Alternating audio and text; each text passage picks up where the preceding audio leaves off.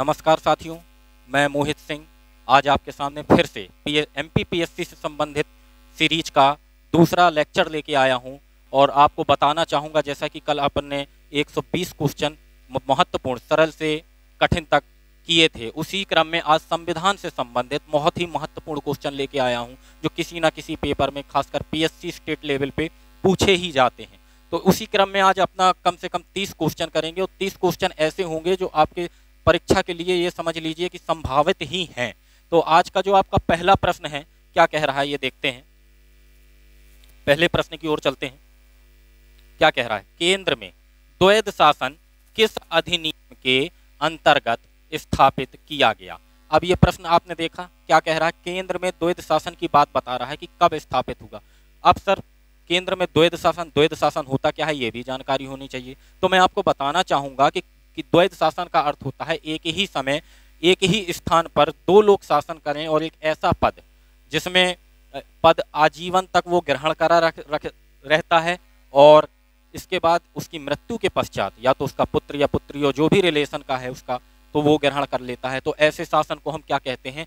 द्वैध शासन कहते हैं। अब ये द्वैध शासन कहाँ पे लागू हुआ था? अपना केंद्र में बात कर रहा है। तो सर इस प्रश्न का उत्तर क्या बनता है? केंद्र में द्वैध शासन किस अधिनियम के अंतर्गत स्थापित होगा? तब अपना आंसर होता है भारत सरकार अधिनियम 1935। आंसर क्या होगा? भारत सरकार अधिनियम 1935। आपको एक बताना चाहूंगा एक माध्यम से जो अधिनियम है किसका है?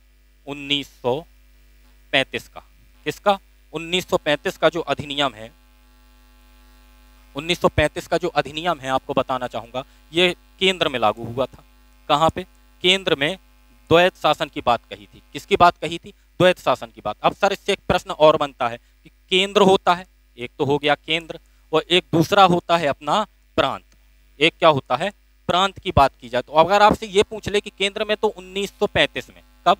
1935 में लागू हो गया, लेकिन प्रांतों में कब होगा? तो अपना प्रांतों में कहेंगे 1919 में। कब होगा? प्रांतों में द्वैध शासन कब हुआ? 1919 में। यानी हमने दोनों कवर किए। प्रांतों में द्वैध शासन 1919 अधिनियम के तहत होता है और इसके बाद केंद्र में बात करेंगे तो 1935 अधिनियम के अंतर्गत होता है। अब सर बात आती है कि प्रांतों में द्वैध शासन जब लागू भी हुआ था तो ये समाप्त कब हुआ? तो आपको बताना चाहूंगा कि जब केंद्र में द्वैध शासन जिस अधिनियम के माध्यम से पारित होता है, लागू होता है, उसी अधिनियम के तहत प्रांतों में जो 1919 में द्वैध शासन चला आ रहा था उसकी समाप्ति हो जाती है। इसका मतलब क्या हुआ कि प्रांत, अगर आपका प्रश्न बनेगा कि प्रांतों में द्वैध शासन किस अधिनियम के तहत समाप्त किया गया, तब हम आंसर क्या लगाएंगे? तो 1935 अधिनियम के तहत। किसके तहत? 1935 में प्रांतों में द्वैध शासन खत्म होता है और कहां पे प्रारंभ हो जाता है? केंद्र में प्रारंभ हो जाता है। चलिए इस अगला प्रश्न देखते हैं। अगले प्रश्न की ओर चलते हैं। दूसरा प्रश्न आपका ये रहा, ये देखिए क्या कह रहा है। निम्नलिखित में से क्या कह रहा है ये देखेंगे। निम्नलिखित में से किस अधिनियम के अंतर्गत भारतीय विधान परिषद को बजट पर बहस करने का शक्ति प्रदान की गई? बहुत ही अच्छा क्वेश्चन है। जल्दी जल्दी आंसर देंगे सभी लोग, जल्दी जल्दी आंसर देंगे सभी, जल्दी से उत्तर दीजिए सभी लोग। क्या कह रहा है? निम्नलिखित में से किस अधिनियम के अंतर्गत भारतीय विधान परिषद को बजट पर बहस करने का की शक्ति प्राप्त होती है? जल्दी से आंसर देंगे सभी। चलिए इस प्रश्न का उत्तर देखते हैं। प्रश्न का अपना जो उत्तर आंसर होगा बी। क्या? भारतीय परिषद अधिनियम 1892। आपको बताना चाहूंगा ये क्या कह रहा है? भारतीय विधान परिषद। क्या कह रहा है?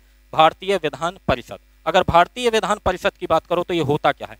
आपको पता हो कि जैसे केंद्र की बात की जाए, कहाँ की? केंद्र की यदि बात करता है और एक राज्य की बात करता है। केंद्र में बात करते हैं तो सदन होते हैं। क्या होते हैं? सदन होते हैं। सदन कितने होते हैं ये हम सभी जानते हैं। केंद्र की बात करें तो 2 सदन होते हैं। एक होता है लोकसभा, एक सदन कौन सा होता है? लोकसभा। दूसरा कौन सा होता है? राज्यसभा। कौन सा सदन होता है?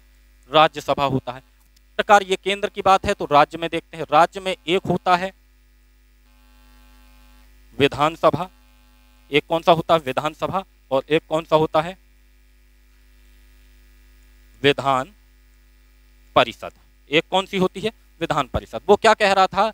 द्विसदनीय में विधान परिषद में बहस पर प्रश्न पूछने का अधिकार कब प्राप्त हुआ, तो अपना उत्तर था 1892 अधिनियम के द्वारा। लेकिन होता क्या है, हम आपको बता दें कि लोकसभा और राज्यसभा ये केंद्र के दो सभाएं होती हैं, और राज्य की अगर बात की जाए तो राज्य में दो ही होते हैं, एक होता है विधानसभा, विधान परिषद। पहले भारतीय लोगों को, आपको बता दूं, पहले भारतीय लोगों को किसी भी प्रकार का संवैधानिक प्रश्न पूछने का संविधान में अधिकार नहीं था। पहली बार 1892 अधिनियम के तहत ऐसा हुआ था कि बजट पर बहस करने का अधिकार भारतीय जनता को प्राप्त होता है, और वो क्या होता है, राज्यों में, कहाँ, विधान परिषदों में। कहाँ पे?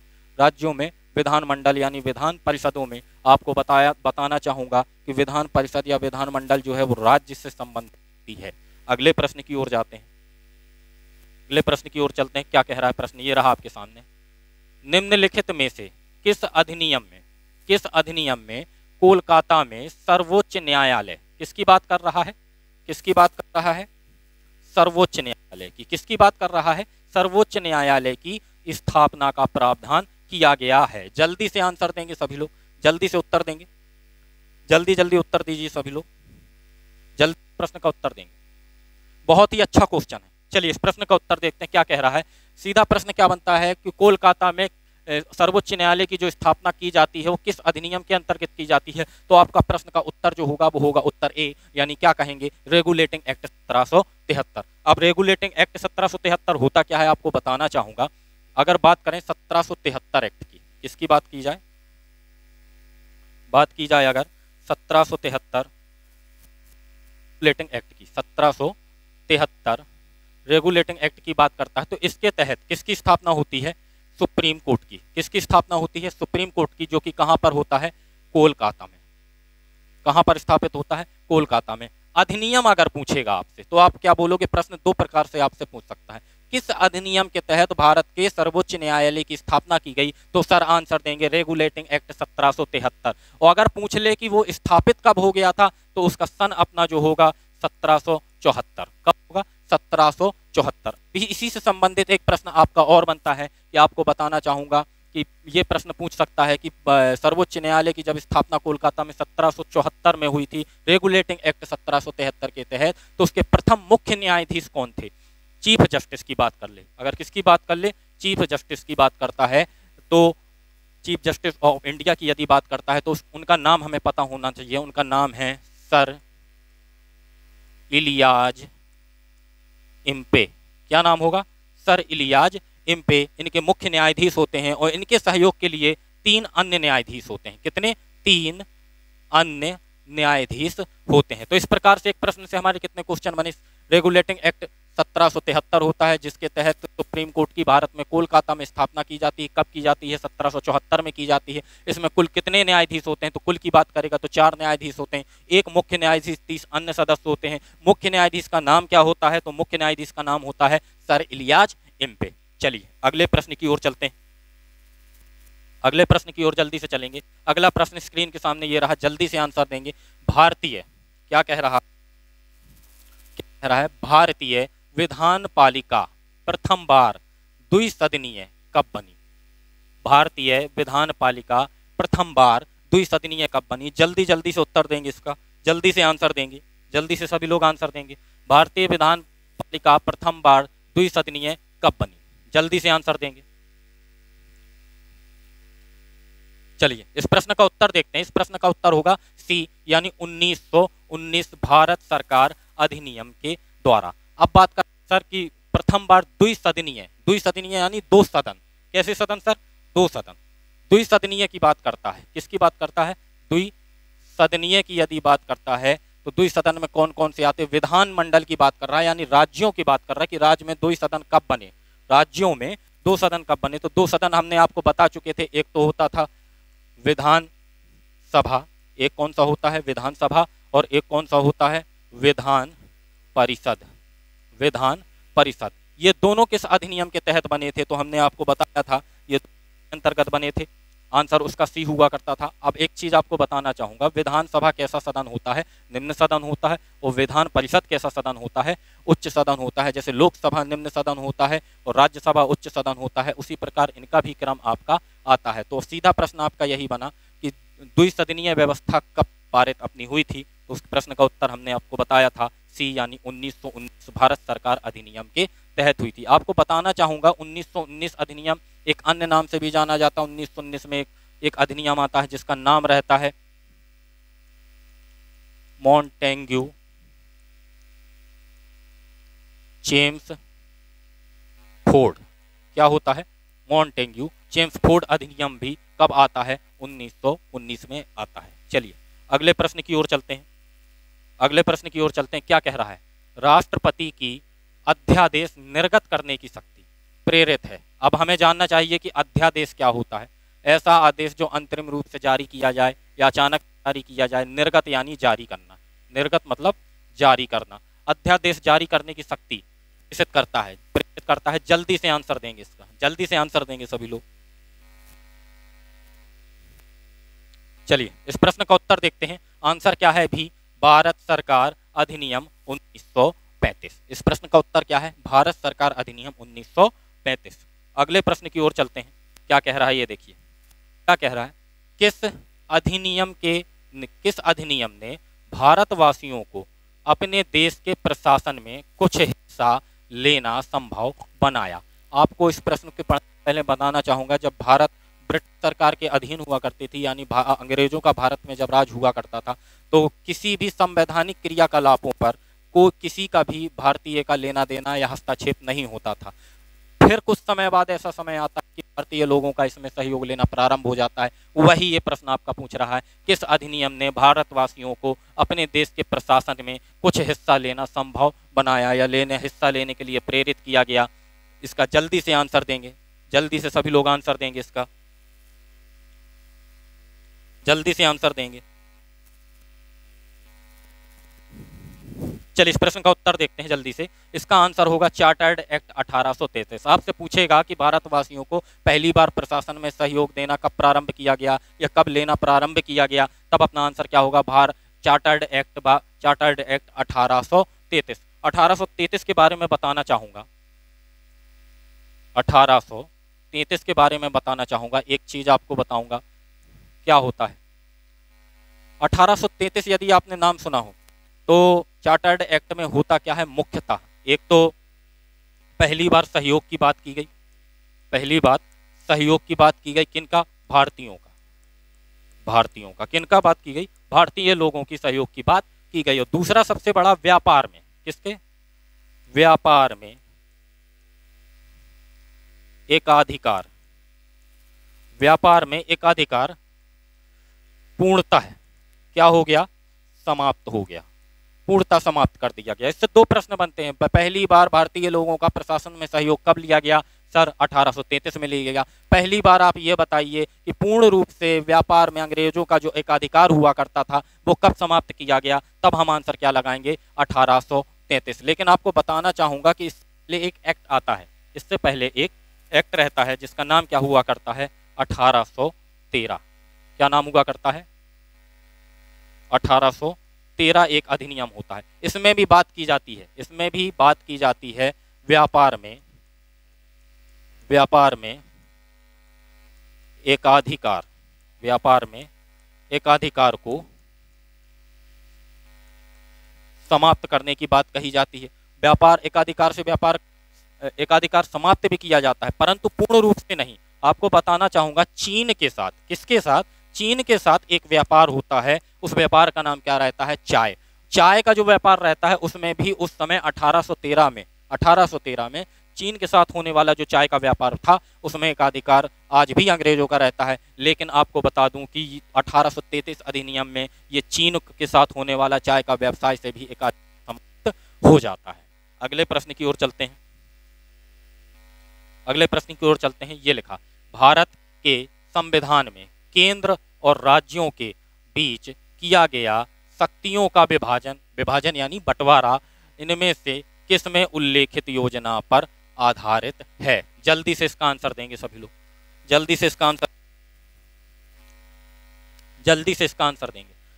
चलिए इस प्रश्न का उत्तर देखते हैं। इस प्रश्न का उत्तर क्या है? भारत सरकार अधिनियम 1935। अगर आपसे सीधा प्रश्न पूछेगा केंद्र व राज्यों के बीच शक्तियों का जो विभाजन हुआ था, शक्तियों का विभाजन हुआ था, वो कब किस अधिनियम के तहत हुआ था? तो 1935 अधिनियम के तहत हुआ था। किसके तहत? 1935 अधिनियम के तहत शक्तियों का विभाजन हुआ था। अब सर होता क्या है शक्ति, ये भी हमें पता होना चाहिए, तो आपको बताना चाहूंगा शक्तियां क्या हैं। शक्तियों की यदि बात करते हैं तो शक्तियों को सूचियों के माध्यम से देख सकते हैं। किसके? सूचियों के माध्यम से दे सकते हैं। संविधान में सूचियों की संख्या कितनी होती है? 3 होती है। कौन कौन सी? एक होती है राज्य, एक होती है संघ, एक होती है समवर्ती। एक कौन सी होती है? समवर्ती। इसी के आधार पर शक्तियों का विभाजन, और विभाजन का आधार क्या होता था? विषय। विभाजन के आधार क्या होते थे? विषय होते थे। जैसे कि आपसे कह दे कि केंद्र और राज्यों के बीच शक्तियों का विभाजन किस आधार पर हुआ, तो आप कह दोगे विषयों के आधार पर। और विषय किसके अंतर्गत रखे गए? सूचियों के अंतर्गत रखे गए। सूचियां कितने प्रकार की होती हैं? 3 प्रकार की, राज्य, संघ और समवर्ती। राज्य के जो शक्तियां हैं वो राज्य में लागू होती थी, संघ की शक्तियां संघ में लागू होती थी, और समवर्ती सूची ऐसी है जहां राज्य प्लस राज्य के साथ साथ केंद्र, राज्य के साथ केंद्र, दोनों विषय यहाँ पे लागू होते हैं, यानी दोनों शक्तियां एक साथ प्रयोग में लाई जाती हैं। चलिए अगले प्रश्न की ओर बढ़ते हैं। क्या कह रहा है? अखिल भारतीय महासंघ स्थापित करने का प्रावधान शामिल किया गया था। अखिल भारतीय महासंघ स्थापित करने का प्रावधान किया गया था। जल्दी से इसका आंसर देंगे, इसका आंसर देंगे, जल्दी से इस प्रश्न का आंसर देंगे। चलिए इस प्रश्न का उत्तर देखते हैं। क्या कह रहा है? अखिल भारतीय महासंघ स्थापित करने का प्रावधान शामिल किया गया था। तो इसका आंसर है ए, भारत सरकार अधिनियम 1935 के तहत। किसके तहत? भारत सरकार अधिनियम 1935 के तहत। अगले प्रश्न की ओर चलते हैं, अगले प्रश्न की ओर चलते हैं। क्या कह रहा है ये देखिए, निम्नलिखित में से किस अधिनियम ने भारत में संघीय शासन की व्यवस्था दी थी? निम्नलिखित में से किसी एक ने अधिनियम ने भारत में संघीय शासन की व्यवस्था दी थी? जल्दी से इसका आंसर देंगे, 10 सेकंड के अंदर सभी लोग जल्दी से इसका आंसर देंगे। चलिए इस प्रश्न का उत्तर देते हैं। इस प्रश्न का भी उत्तर अपना सी है, सी यानी भारत सरकार अधिनियम 1935। अब होता क्या है, एक चीज देखेंगे, संघीय शासन व्यवस्था तो ठीक है, संघीय शासन व्यवस्था होता क्या है? केंद्र और राज्यों के साथ सहयोग दोनों होने का। इसके बाद अगला देखते हैं, अगला क्या कह रहा है? 1935 के अधिनियम द्वारा स्थापित संघ में अवशेष शक्ति किसको दी गई, यानी अवशेष शक्तियां किसको प्रदान की गई? जल्दी से इसका आंसर देंगे। 1935 के अधिनियम द्वारा स्थापित संघ में अवशेष शक्तियां, संघ में उपस्थित अवशेष शक्तियां किसको प्रदान की गई? जल्दी से इसका आंसर देंगे, जल्दी से इसका आंसर देंगे। चलिए इस प्रश्न का उत्तर देखते हैं। इस प्रश्न का उत्तर है सी, यानी गवर्नर जनरल को। किसको? गवर्नर जनरल को दी गई थी। अगले प्रश्न की ओर चलते हैं। क्या लिखा है? निम्नलिखित अधिनियमों में किस अधिनियम के फलस्वरूप भारत से अलग हुआ था? बहुत बार प्रश्न पूछा जा चुका है ये संविधान से। जल्दी से आंसर देंगे 10 सेकंड के अंदर, सभी लोग जल्दी से आंसर देंगे। इस प्रश्न का उत्तर देखते हैं। इस प्रश्न का उत्तर होगा गवर्नर ऑफ इंडिया एक्ट 1935, यानी भारत बर्मा से कब अलग हुआ था? 1935 अधिनियम के तहत हुआ था। अगले प्रश्न की ओर देखते हैं। अगला प्रश्न देखते हैं क्या कह रहा है। एक निर्वाचित संविधान सभा द्वारा भारत के संविधान का निर्माण करने का प्रस्ताव किया गया था, यानी प्रस्ताव किसके द्वारा किया गया था? जल्दी से आंसर 10 सेकंड में सभी लोग देंगे, जल्दी से उत्तर दीजिए सभी लोग, जल्दी से उत्तर, जल्दी से उत्तर देंगे। चलिए इस प्रश्न का उत्तर देखते हैं। क्या कह रहा है? संविधान सभा द्वारा भारत के संविधान का निर्माण करने का प्रस्ताव किसके द्वारा किया गया था? तो अपना आंसर है क्रिप्स मिशन द्वारा। किसके द्वारा किया गया था? क्रिप्स मिशन द्वारा। अब सर एक प्रश्न और बनता है कि क्रिप्स मिशन भारत कब आया? तो क्रिप्स मिशन 1942 में भारत आया। कब भारत आया? 1942 में भारत आया। चलिए अगले प्रश्न की ओर चलते हैं जल्दी से। कैबिनेट मिशन योजना के अंतर्गत संविधान निर्मात्री परिषद यानी संविधान का निर्माण करने वाली परिषद के प्रत्येक प्रांत को आवंटित सदस्य संख्या निर्धारित करने के लिए एक प्रतिनिधि कितनी जनसंख्या के अनुपात में था? अभी सीधा प्रश्न एक लाइन में यदि आपसे पूछूं तो ये कहना चाह रहा है कि संविधान निर्मात्री सभा में प्रांतों से चुनकर जो सदस्य आते थे उनका चुनाव होता था, वह एक सीट कितने लाख की जनसंख्या पर एक सीट को निर्धारित किया गया। तो इस प्रश्न का अपना उत्तर है बी, यानी 10 लाख व्यक्तियों पर, यानी 10 लाख व्यक्तियों पर एक प्रांतीय सीट का निर्वाचन होता था। चलिए अगले प्रश्न की ओर देखते हैं क्या कह रहा है।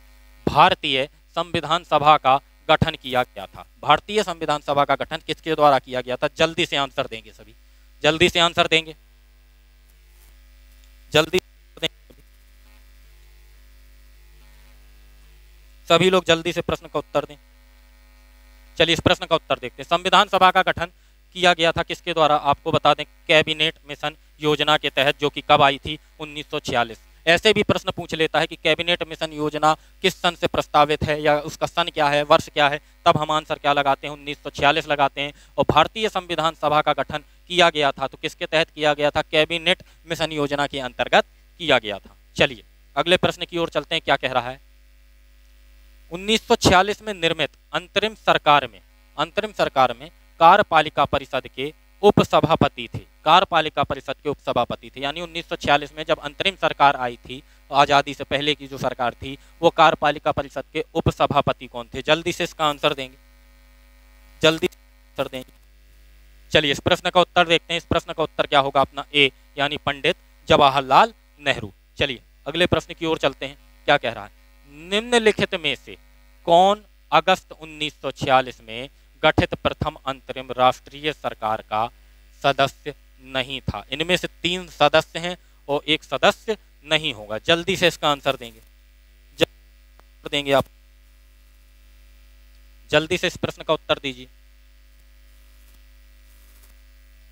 चलिए इस प्रश्न का उत्तर देखते हैं। इस प्रश्न का उत्तर है सी यानी doctor S Radha Krishnan, Sarvepalli doctor Radha Krishnan है, यानी प्रथम अंतरिम सरकार का जब गठन हुआ था तो उसमें ये सदस्य नहीं थे। बाकी जगजीवन राव थे, डॉक्टर राजेंद्र प्रसाद थे और सी राजगोपालाचारी भी थे। चलिए अगले प्रश्न की ओर चलते हैं, क्या कह रहा है।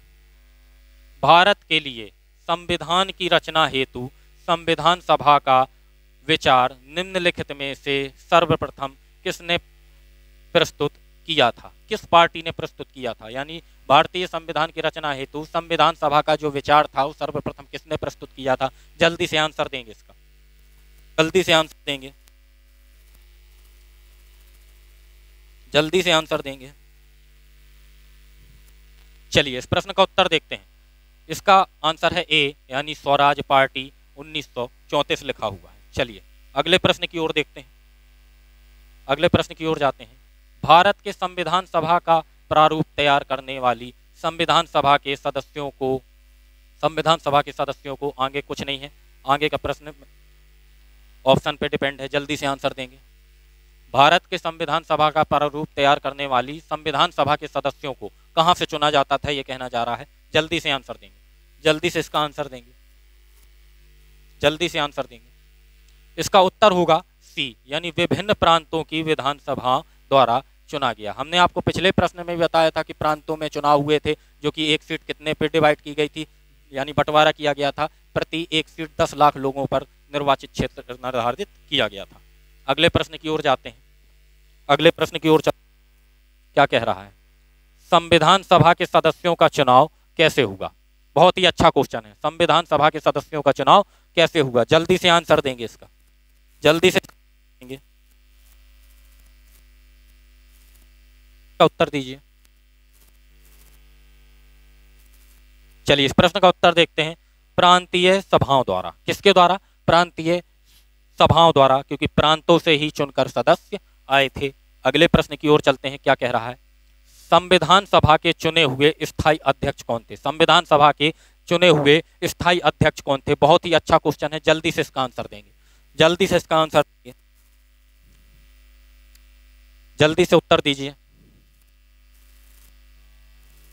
चलिए इस प्रश्न का उत्तर देखते हैं, क्या कह रहा है। संविधान सभा के चुने हुए स्थायी अध्यक्ष कौन थे? अपना आंसर कौन है? सी, यानी डॉक्टर राजेंद्र प्रसाद। आपको बताना चाहूंगा आपको कि संविधान सभा की 3 बैठकें होती हैं। कितनी बैठकें होती हैं? 3 बैठकें होती हैं। एक तो होती है अपनी 9 दिसंबर को, दूसरी बैठक होती है 11 दिसंबर को, दूसरी बैठक कब होती है 11 दिसंबर को, और तीसरी बैठक कब होती है 13 दिसंबर को। और तीनों के सन क्या होते हैं 1946। तीनों के सन क्या होते हैं 1946 होते हैं। क्या होते हैं 1946 होते हैं। तो आपको बताना चाहूंगा पहली बैठक के जो अध्यक्ष हुआ करते थे वो अस्थायी थे। कैसे थे अस्थायी हुआ करते थे। और कौन हुआ करते थे डॉक्टर सच्चिदानंद सिन्हा। कौन हुआ करते थे सच्चिदानंद सिन्हा हुआ करते थे। इसके बाद 11 दिसंबर को एक बैठक होती है जिसमें डॉक्टर राजेंद्र प्रसाद को 11 दिसंबर 1946 को सर्वसम्मति से यानी सबकी सहमति से संविधान सभा का स्थायी कैसा स्थायी अध्यक्ष नियुक्त किया जाता है। और तीसरी बैठक कब होती है 13 दिसंबर 1946 को। चलिए अगले प्रश्न की ओर देखते हैं क्या कह रहा है। भारत की संविधान सभा निर्मात्री सभा के अध्यक्ष कौन थे, यानी संविधान का निर्माण करने वाली निर्मात्री सभा किसकी निर्मात्री सभा के अध्यक्ष कौन थे। जल्दी से इसका आंसर देंगे, जल्दी से इसका आंसर देंगे। चलिए इस प्रश्न का उत्तर देखते हैं। इस प्रश्न का उत्तर है ए यानी डॉक्टर राजेंद्र प्रसाद। आपसे सीधा प्रश्न पूछ सकता है कि संविधान निर्मात्री सभा के अध्यक्ष कौन थे, डॉक्टर राजेंद्र प्रसाद थे। कौन थे डॉक्टर राजेंद्र प्रसाद। अगले प्रश्न की ओर चलते हैं। अगला प्रश्न देखते हैं क्या कह रहा है। संविधान स्वतंत्र भारत की संविधान सभा के अध्यक्ष कौन थे। स्वतंत्र भारत की संविधान सभा के अध्यक्ष कौन थे। जल्दी से इसका आंसर देंगे, जल्दी से इसका आंसर देंगे। चलिए इस प्रश्न का उत्तर देखते हैं। इस प्रश्न का भी उत्तर क्या है बी यानी डॉक्टर राजेंद्र प्रसाद। चलिए अगले प्रश्न की ओर चलते हैं जल्दी जल्दी। क्या कह रहा है। भारतीय संविधान सभा की स्थापना कब की गई। भारतीय संविधान सभा की स्थापना कब की गई। बहुत ही हाईलाइटेड, बहुत ही अच्छा क्वेश्चन है। जल्दी से आंसर देंगे। भारतीय संविधान सभा की स्थापना कब की गई। जल्दी से आंसर दें, जल्दी से आंसर देंगे। चलिए इस प्रश्न का उत्तर देखते हैं। भारतीय संविधान सभा की स्थापना कब की गई। आंसर है अपना बी यानी 9 दिसंबर